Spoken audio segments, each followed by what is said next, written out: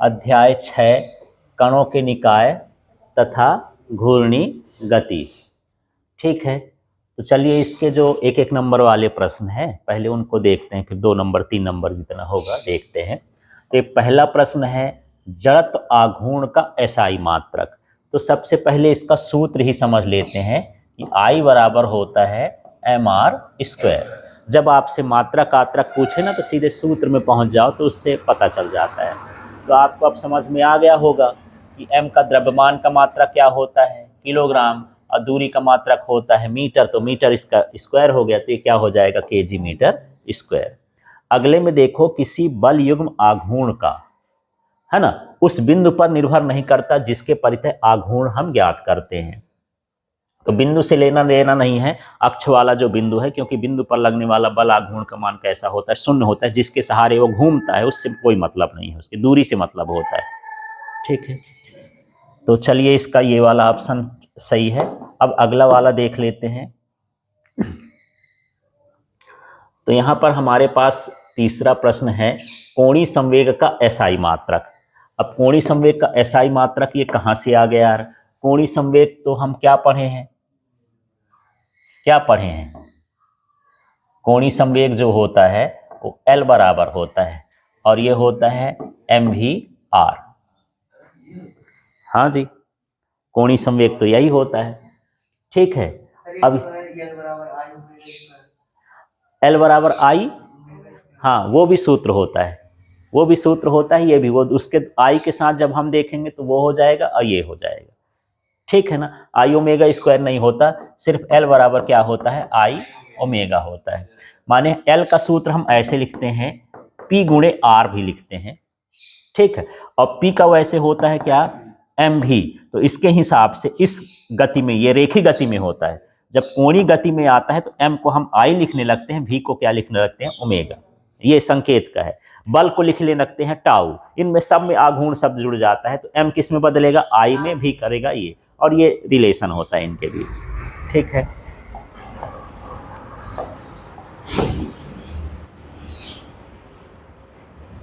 ये जूल प्रति सेकेंड होता है। अब ये कैसे होता है, जैसे आप लोग उसका द्वितीय नियम पढ़ते हो न्यूटन का, तो उसमें किसी वस्तु पर लगाया गया बल संवेग परिवर्तन की दर के समानुपाती होता है। यदि यही नियम यहाँ पर अप्लाई कर दें, है ना, तो किसी वस्तु पर लगाया गया बल आघूर्ण कोणीय संवेग में परिवर्तन के क्या होता है, बराबर। ऐसा लिखते हैं। तो देखो मैं वो वाला सूत्र लिखता हूं, F बराबर क्या होता है, dp/dt। तो यहाँ F का जो रोल करता है कोणीय संवेग में वो करता है टाउ, इसको बोलेंगे बल और इसको क्या बोलेंगे, बल आघूर्ण।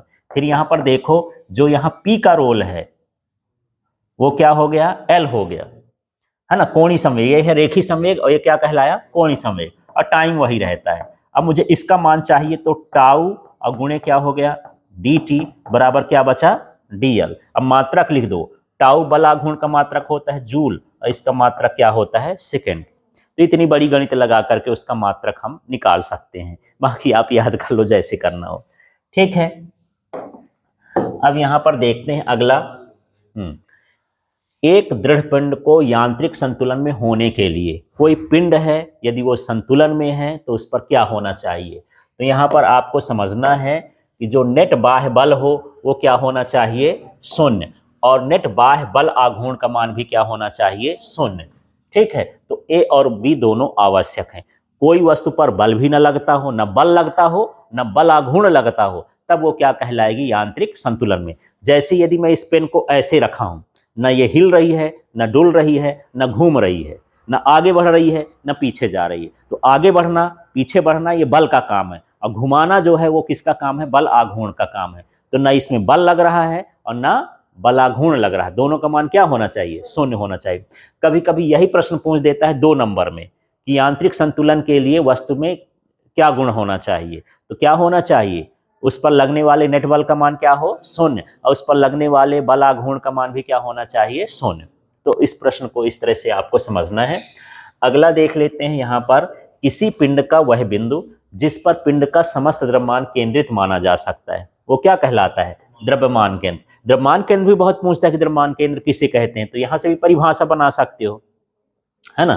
तो किसी पिंड का वह बिंदु जिस पर समस्त द्रव्यमान क्या माना जा सकता है, केंद्रित माना जा सकता है, उसे क्या कहते हैं, द्रव्यमान केंद्र कहते हैं। चलिए वो आगे वाले प्रश्न को देखते हैं। यहाँ हमारे पास जो छठवां प्रश्न है उसको समझते हैं। घूर्णन गति में सभी कणों के रेखी वेग होते हैं, तो ये रेखी वेग क्या होंगे, अलग अलग। जितना भी रेखी आएगा, चाहे वो रेखी त्वरण हो, रेखी वेग हो, रेखी विस्थापन हो, जो रेखी शब्द आएगा कोणीय वेग में सब क्या होंगे, अलग अलग। लेकिन कोणीय शब्द आ जाए, कोणीय वेग हो, कोणीय त्वरण हो, कोणीय विस्थापन हो, ये सब क्या होंगे, समान होंगे। सभी कणों के लिए क्या होंगे, समान। ठीक है। और जब भी रेखी शब्द आएगा वो सबके लिए क्या होंगे, अलग अलग। यहाँ तो वेग भर पूछा है, यदि यहीं विस्थापन लिख देता, त्वरण पूछ देता कि रेखी त्वरण होता है, रेखी विस्थापन होता है, सब में क्या सा रहेगा, अलग अलग। और यहाँ पर रेखी शब्द हटा देता, कोणीय लिख देता, तब क्या हो जाता, समान हो जाता, एक समान हो जाता। क्लियर है ये। तो कोणीय वाले जितने भी होंगे वो एक समान होंगे घूर्णन गति में। हाँ, सातवां देखो, घूर्णन गति में सभी कणों के लिए कोणीय वेग होते हैं। अच्छा, आ ही गया वही सेम क्वेश्चन है, केवल ये तो बदला है, रेखी की जगह क्या हुआ, कोणीय, तो आंसर क्या हो जाएगा, समान हो जाएगा। ठीक है। इसके बाद देखो, रेखी संवेग के आघूर्ण को क्या कहते हैं, तो क्या कहलाया, कोणीय संवेग, है ना। रेखी संवेग का मतलब है यदि कोई वस्तु सीधे जा रही है उसको हम घुमा दे तो हम कहेंगे रेखी संवेग का ये क्या हो गया, आघूर्ण। आघूर्ण का मतलब घुमाना है। और घुमाने वाली चीज के लिए हम क्या इस्तेमाल करेंगे, कोणीय। या तो आघूर्ण शब्द आएगा या फिर क्या आएगा, कोणीय। ठीक है। जैसे बल आघूर्ण है तो उसमें हम कोणीय बल नहीं बोलते हैं, उसके साथ आघूर्ण शब्द जोड़ देते हैं। तो जब भी घूर्णन गति में होगा तो दो ही शब्द आपको मिलेंगे, किसी शब्द के साथ क्या लिखा रहेगा, आघूर्ण, या किसी शब्द के साथ क्या लिखा रहेगा, कोणीय, मतलब वो घूमने वाली चीज है। ठीक है। तो यहाँ पर एक कोणीय संवेग है। एक व्यक्ति घूमते हुए मेज पर भुजाएं फैलाए बैठा है, भुजाएं को सिकोड़ लेने पर जड़त्व आघूर्ण क्या होगा, तो हाँ, तो जड़त्व आघूर्ण घटेगा। कुल मिला के ऐसा है कि वो इस तरह से बैठा हुआ है और वो ऐसे ऐसे घूम रही है, जो भी टेबल है, तो अपनी भुजाओं को क्या करता है, सिकोड़ता है। सिकोड़ता है तो जड़त्व आघूर्ण का मान घट जाएगा। कैसे घटेगा, कैसे जान गए, कि हमारा सूत्र होता है mr²। ये थोड़ा सा हम हाथ फैलाए थे तो r का मान बड़ा था, ऐसे कर लिए तो r छोटा हो गया, तो i का भी मान क्या हो जाएगा, छोटा हो जाएगा, ऐसे। ठीक है। अब यहाँ पर अगला क्वेश्चन देख लेते हैं। कौन सा नंबर पहुंचे, 10वें नंबर। हाँ जी। अब यहाँ पर देख लेते हैं, कच्चे एवं उबले अंडे को समान बल आघूर्ण से घुमाने पर कौन सा अंडा तेजी से घूमेगा। ठीक है। तो हम दो अंडे ले लिए हैं और एक टेबल में दोनों अंडों को रख लिए हैं। अब दोनों अंडों को बराबर बल लगा के क्या कर दिए, घुमा दिए। कौन तेजी से घूमेगा। ठीक ना, एक्सपेरिमेंट नहीं करना पड़ेगा। अब समझो, यहां पर जो उबला अंडा है वो तेजी से घूमेगा। यदि आप उबाल के अंडे को कच्चे के साथ मिक्स कर दिया, पता ही नहीं चल रहा कि कौन उबला वाला है कौन क्या है कच्चा वाला है, तो उनको घुमाओ, घुमाने पर जो तेजी से घूमेगा वो हो जाएगा उबला। वजह क्या है, वजह ये है कि जो उबला अंडा होगा उसके भीतर ठोस हो गया है ना, तो जब हम घुमाएंगे तो सारे कण इकट्ठा घूमेंगे। लेकिन जो कच्चा अंडा होगा उसके अंदर द्रव होगा, तो जब मैं घुमाऊंगा ऐसे तो जो द्रव है वो कहाँ घूमेगा, उल्टा, एक दूसरे का क्या करेगा, विरोध। वो विरोध ना कर पाएगा क्योंकि सारे कण आपस में क्या है, जुड़े हुए हैं।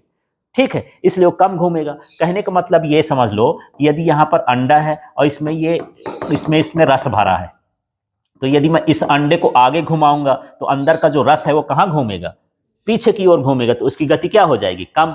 अब मान लो ये अंडा है और ये पूरी तरह से भर गया, अब इसको मैं आगे घुमाऊंगा तो इसके सारे कण आगे घूमेंगे, रस तो है ये नहीं है जो पीछे ले जाए। ठीक है ना, इसलिए यहाँ पर उबला अंडा कैसे घूमेगा, तेजी से घूमेगा। तो जो द्रव होता है वो उसके गति का क्या कर रहा है, विरोध कर रहा है, इसके कारण ये उल्टा घूमेगा। इसके अंदर द्रव नहीं है, पूरा ठोस है। जो हम पढ़ रहे हैं ये कणों के निकाय ठोस के लिए पढ़ रहे हैं। ठीक है, ऐसे। तो चलिए अब आगे करते हैं। इसमें क्या है यार, रिक्त स्थानों की पूर्ति में अब पहुंच जाते हैं। कोणीय संवेग बराबर रेखी संवेग गुणे दूरी। ये कोणीय संवेग का सूत्र जान लो। इसको लिखते हैं L से, इसको लिखते हैं P से, और ये क्या हो गया R। तो ये PR सूत्र होता है। तो R का मतलब क्या है, दूरी या लंबवत दूरी या त्रिज्या भी लिख सकते हैं। ठीक है, हाँ जी, आगे बढ़ा दो। अब इसके आगे देखो, यहाँ पर I और J का यदि हम क्रॉस गुणा करें तो क्या होगा, है ना। ये डॉट प्रोडक्ट नहीं है, क्या है, क्रॉस। तो क्रॉस में जब हम एक का दूसरे से करते हैं तो कोई तीसरा अक्ष आता है। आई में जे का करेंगे तो के आएगा, के में आई का करेंगे तो जे आएगा, जो इसमें नहीं रहेगा वो आएगा।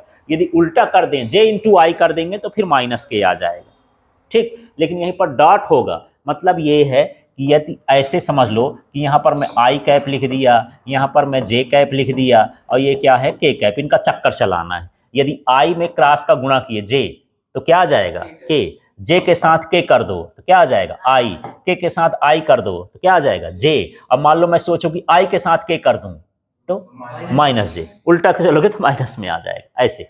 अब मान लो यही क्वेश्चन ऐसे होता आई डॉट जे डॉट, तो क्या हो जाता शून्य, क्योंकि ये लंबवत हो गए। आई जे आपस में क्या होते हैं, आई जे के तीनों परस्पर क्या होते हैं लंबवत, तो डॉट के लिए होता है ए बी कॉस थीटा, तो थीटा का मान क्या हो जाएगा 90, और कॉस 90 का मान क्या होता है शून्य, तो शून्य हो जाता है। तो ये क्वेश्चन दोनों तरह से आ सकता है, यदि डॉट लगाए तो शून्य और क्रॉस लगाएगा तो के आ जाएगा। ए में है ना, उसी में क्रॉस गुणा, तो जब सेम में करेंगे तो कोण कितना बनेगा 0, और क्रॉस के लिए सूत्र होता है, क्या होता है A B sine theta, same करेंगे तो साइन 0, तो साइन 0 का मान कितना होता है 0, तो ये सब कुछ 0 हो जाएगा, ये शून्य आ जाएगा ऐसे। तो क्रॉस आए तो सीधे सूत्र में, डॉट आए तो सूत्र में पहुंचो, फिर उसके बाद सोचो कि हाँ ये सूत्र लगाने के बाद ऐसा होगा, है ना। अब यहां पर देखो चौथा, वह पिंड जिसमें बल लगाने पर उसके कणों के बीच की दूरी नहीं बदलती है ना, उसको हम क्या बोलते हैं दृढ़ पिंड। माने उसमें कितना भी बल लगाओ ना वो सिकुड़े ना फैले ना जैसे कि जैसे तैसा रहे, तो हम बोले बहुत कठोर चीज है ये, वो क्या कहलाया दृढ़ पिंड, ठीक है। दृढ़ का मतलब क्या समझना, मजबूत कठोर, उसके कणों का कोई फर्क नहीं पड़ रहा है, तो उसको हम क्या बोलेंगे दृढ़ पिंड। पांचवा देख लेते हैं, सदिशों का सदिश गुणनफल क्रम विनिमय नियम का पालन नहीं करता है। अभी हम पढ़े थे यहीं पर हो जाता सदिशों का अदिश, तो यदि मैं ऐसे लिखूं A vector dot B vector, तो ये जो है B vector dot A vector हो जाता है, माने जितना मान इसका होता है उतना मान उसका भी होता है, तो क्रम विनिमय नियम का पालन करेगा।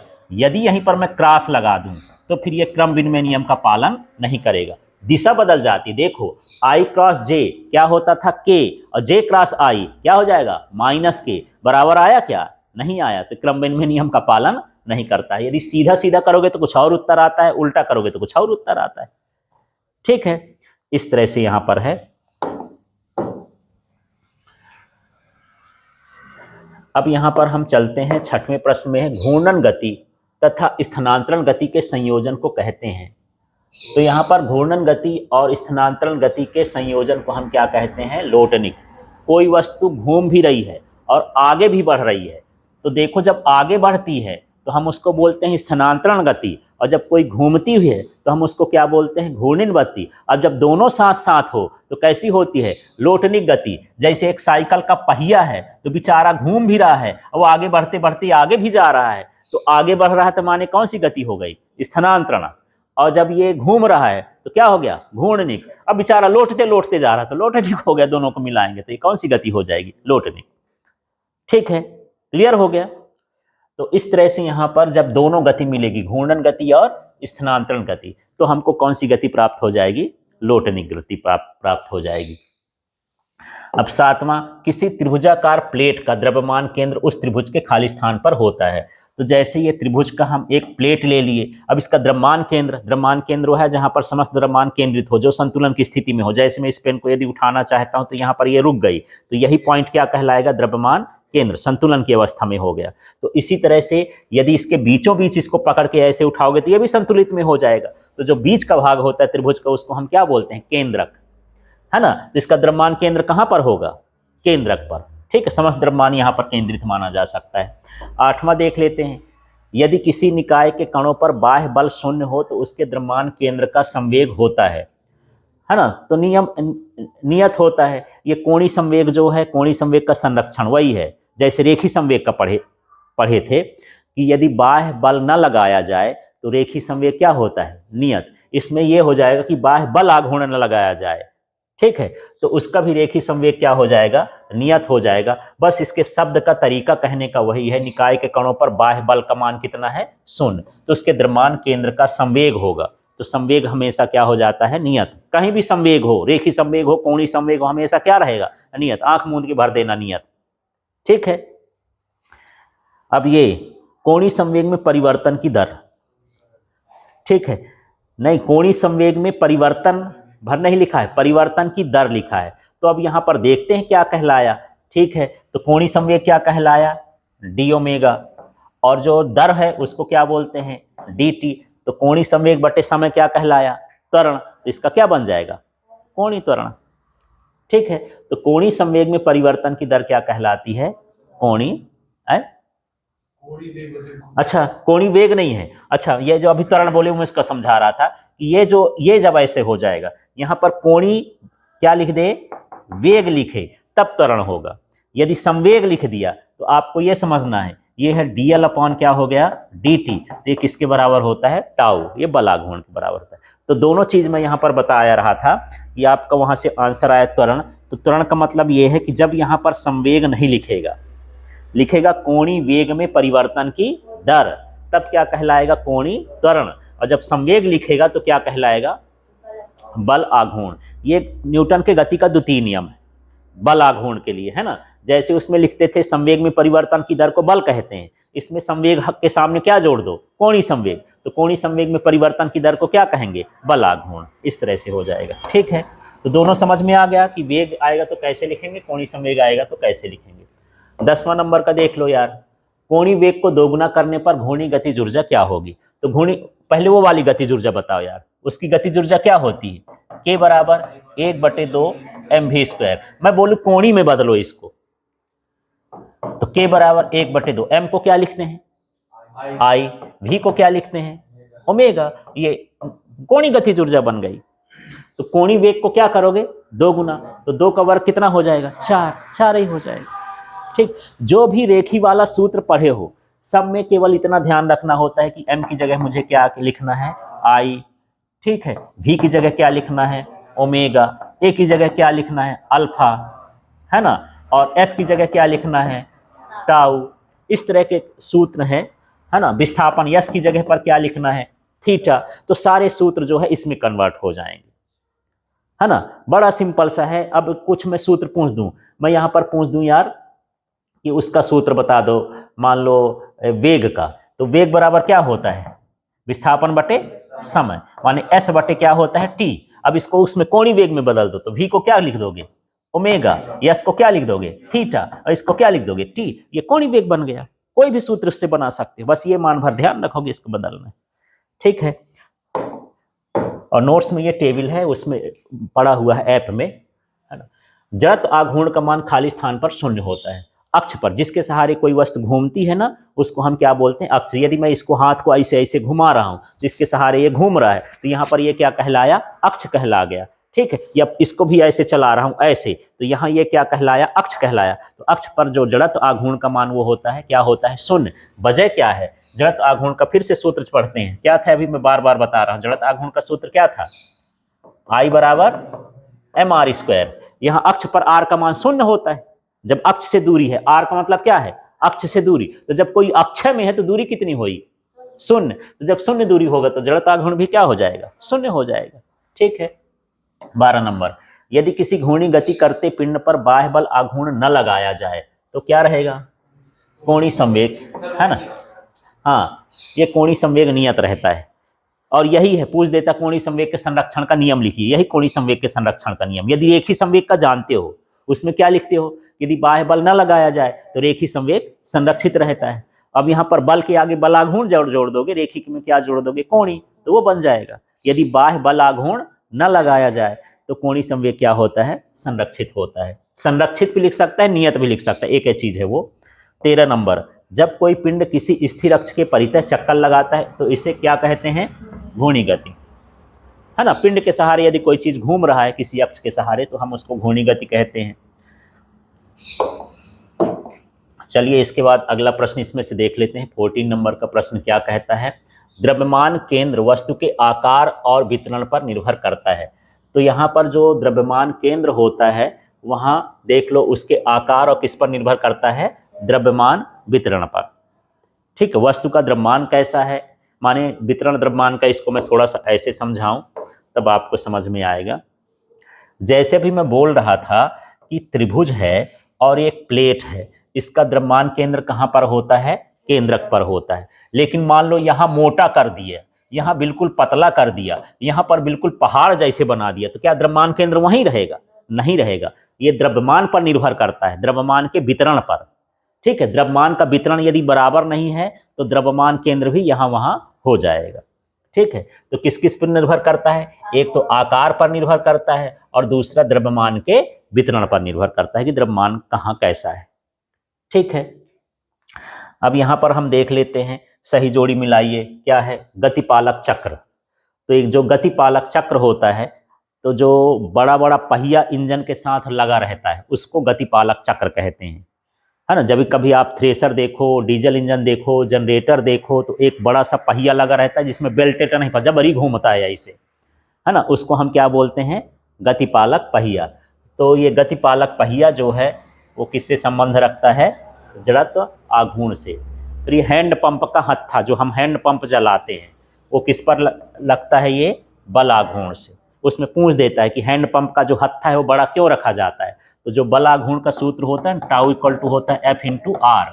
आर का मान बढ़ेगा तो बल आघूर्ण का मान भी क्या हो जाएगा? बढ़ेगा। तो यदि हैंड पंप का डंडा है, यदि हम छोटा रख दिए तो आर का मान छोटा, बल आघूर्ण का मान क्या है? कम हो जाएगा। तो हैंड पंप हम चला ही ना पाएंगे, ऐसा ऐसा करेंगे वहीं पास हैंड पंप को। ठीक है, इसलिए उसका डंडा बढ़ा दो तो चलाने में क्या हो जाएगी? आसानी, क्योंकि बल आघूर्ण का मान क्या हो जाएगा? बढ़ जाएगा। तो इस तरह से हो गया। साइकिल का हैंडल, तो साइकिल का बल युग्म है, एक हाथ आगे जाएगा तो एक हाथ पीछे जाएगा। बल युग्म माने बलों का क्या कहलाता है? जोड़ा।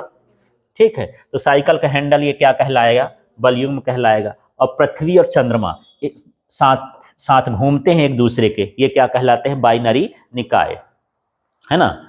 एक दूसरे का मान के चलो कि जहां पृथ्वी जाएगी उसके पीछे पीछे क्या जाएगा? चंद्रमा जाएगा, उसको छोड़ के नहीं जा सकता है। ठीक, तो इसलिए इसको हम क्या बोलते हैं? बाइनरी निकाय। फिर यहाँ पर देखो विघूर्णन त्रिज्या, तो एक तरह की त्रिज्या दूरी है, तो दूरी का मात्रा क्या होता है? मीटर होता है। इस तरह से यहाँ पर हमको जोड़ी मिला देना है। ठीक है, चलिए अब आगे का हिस्सा देख लेते हैं।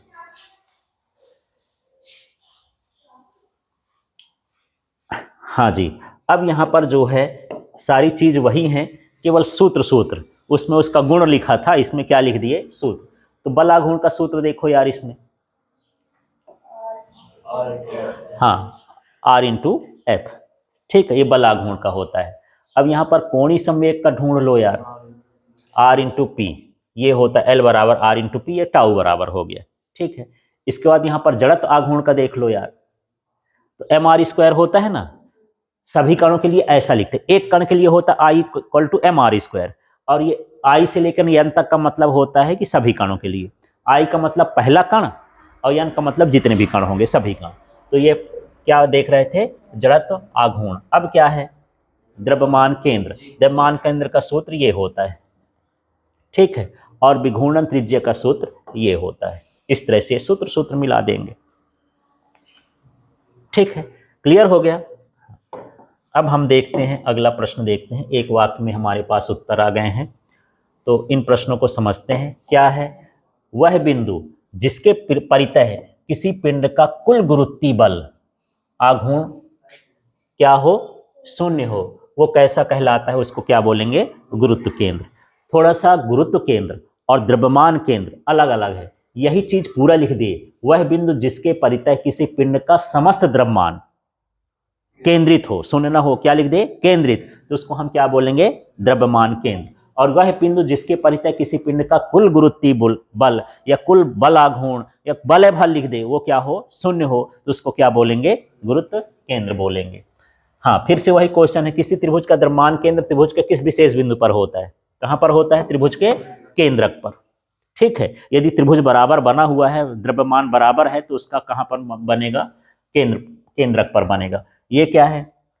किसी पिंड का गुरुत्व केंद्र और द्रव्यमान केंद्र संपाती नहीं होगा जब पिंड क्या हो? असममित हो। असममित का मतलब उसमें जो द्रव्यमान का वितरण उतरण है, जैसे मेरे पास ये पेन है, अब ये पेन बढ़िया बराबर बनी है तो इसका ये गुरुत्व केंद्र भी है और ये इसका क्या है? द्रव्यमान केंद्र है। मान लो यहाँ पर द्रव्यमान ज्यादा, यहाँ मोटी हो जाती और यहाँ क्या हो जाती? पतली हो जाती, तो ये यहाँ कहीं बनता वो तो द्रव्यमान केंद्र अलग हो जाता और गुरुत्व केंद्र भी क्या हो जाता, अलग। तो जब आकार टेढ़ा मेढ़ा हो तो उसको हम क्या बोलते हैं, असममित।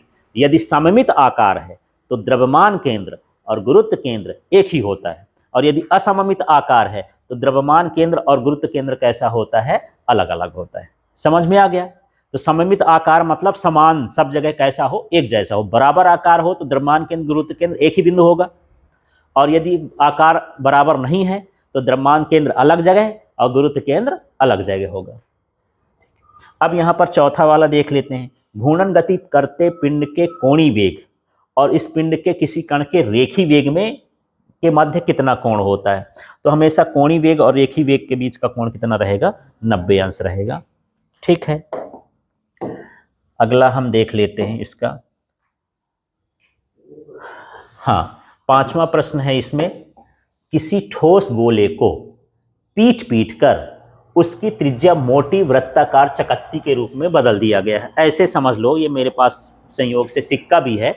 ये पहले बेचारा छर्रा जैसे था, गोल गोल था, अब इसको हम कूट कूट के ऐसा चपटा कर दिए हैं, तो इसको हम बोलेंगे वृत्ताकार चकत्ती। तो ये वृत्ताकार चकत्ती बन जाएगा। तो इसका जड़त्व आघूर्ण क्या हो जाएगा, बढ़ जाएगा। जड़त्व आघूर्ण का मान क्या हो जाएगा, बढ़ जाएगा, क्योंकि इसके चपटाने से इसके कण कहाँ चले जाएंगे, दूर दूर। जितना कण दूर होगा जड़त्व आघूर्ण का मान उतना ही क्या हो जाएगा, ज़्यादा हो जाएगा।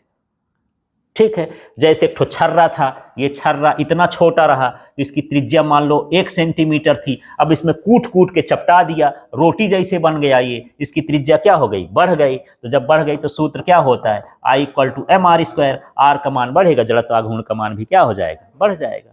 ठीक है, इसलिए उसका जड़त्व आघूर्ण क्या हो जाएगा, बढ़ जाएगा। ठीक है, तो चकत्ती समझ में आ गई। अब अगला है, यदि पृथ्वी का समस्त बर्फ पिघल जाए तो पृथ्वी पर एक दिन के समय पर क्या प्रभाव पड़ेगा, है ना। तो दिन का समय बढ़ जाएगा।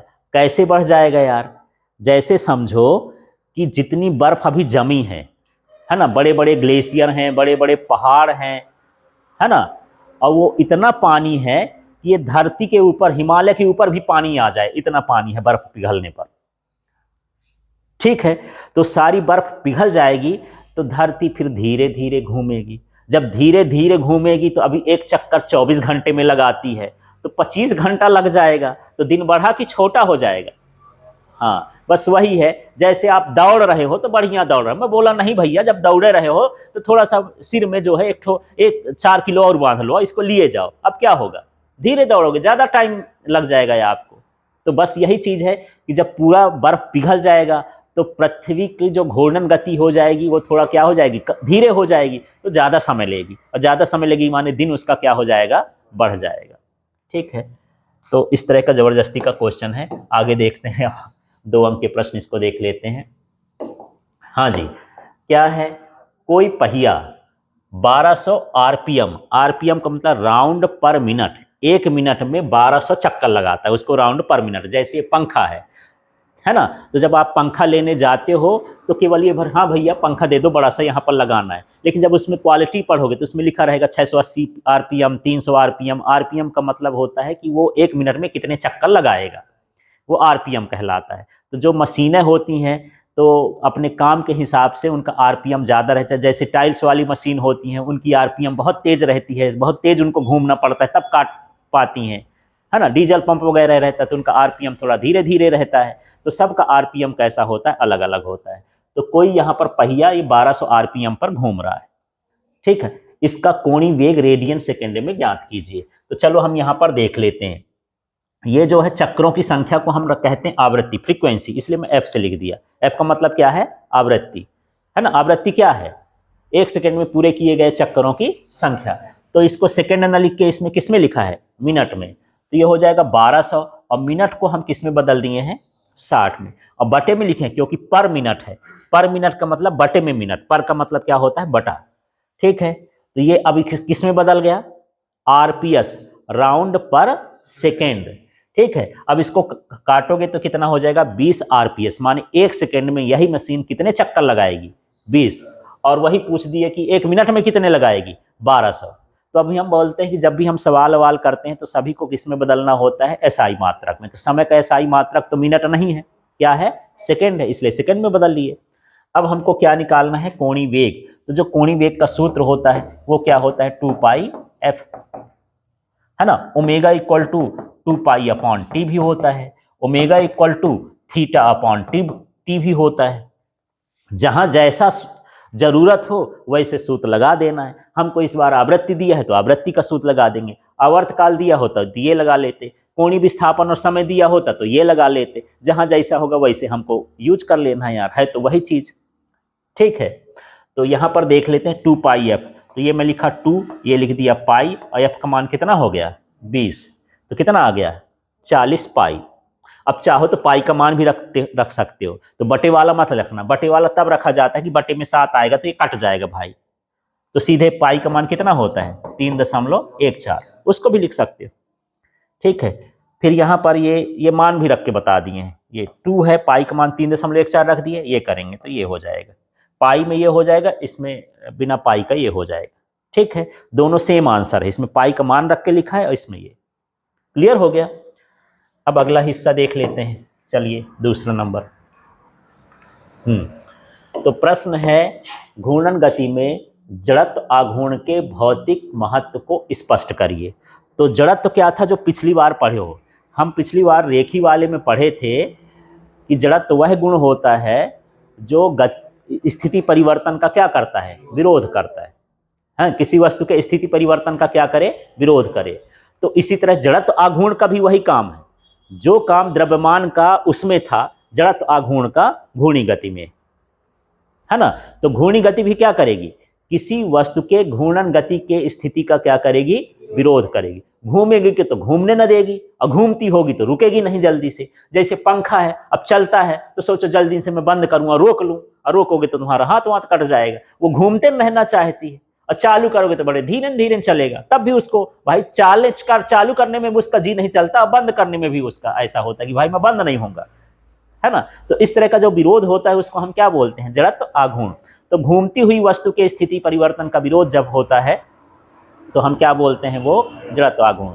तो वही महत्व है जिसमें रेखी गति में द्रव्यमान का जितना महत्व होता है वैसे घूर्णी गति में किसका होता है, जड़त्व आघूर्ण का। तो यही है, रेखी गति में द्रव्यमान वस्तु की रेखी गति के अवस्था में परिवर्तन का विरोध करता है, वैसे जड़त्व आघूर्ण घूर्णन गति में परिवर्तन का क्या करता है, विरोध करता है।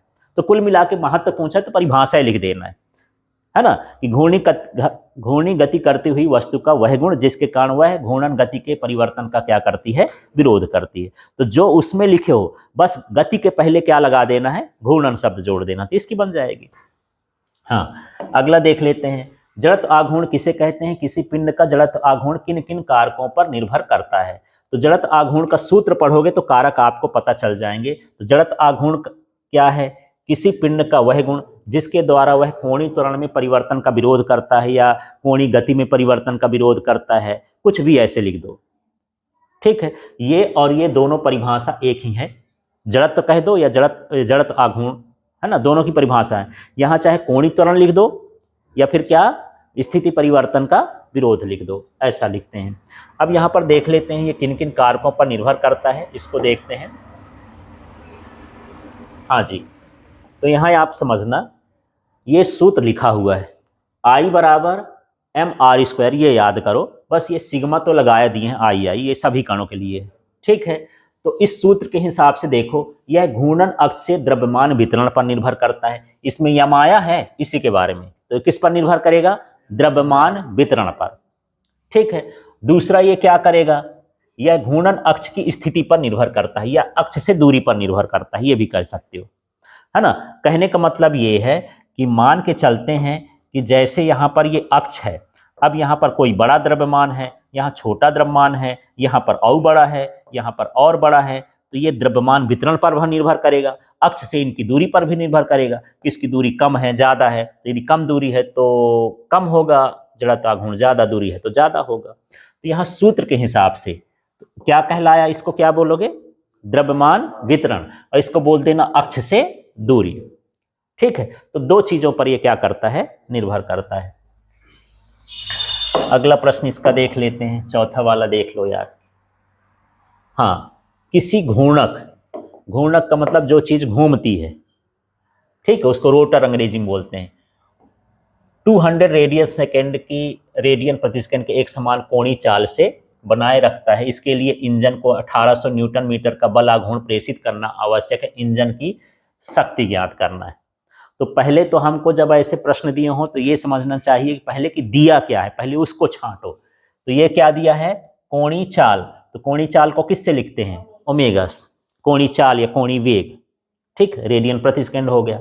और ये जो दिया है, ये क्या दिया है, बल आघूर्ण। बल आघूर्ण को किससे लिखते हैं, टाउ से, ठीक है। अब इंजन की हमको क्या निकालना है, शक्ति। अब शक्ति का सूत्र मान लो हमसे नहीं बन रहा है तो हम रेखी वाले में चले जाए, उससे निकाल लेंगे शक्ति। कैसे, हम एक शक्ति पढ़े थे P = W/T, तो W तो इसमें दिया नहीं है, तो हम दूसरा सूत्र पढ़े थे F × V।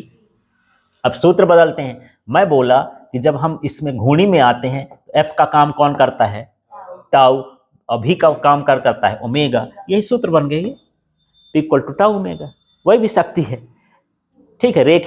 रेखी गति में होता F × V, कोणीय गति में ये हो गया। अब टाउ का मान 180 दिया, ओमेगा का मान आप गुणा कर दो, ये 36,000 वाट आ गया।